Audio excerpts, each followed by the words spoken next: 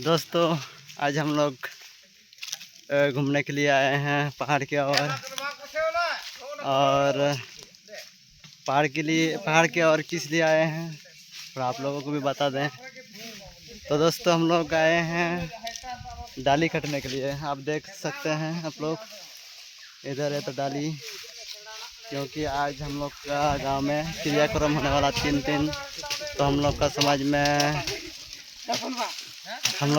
में मतलब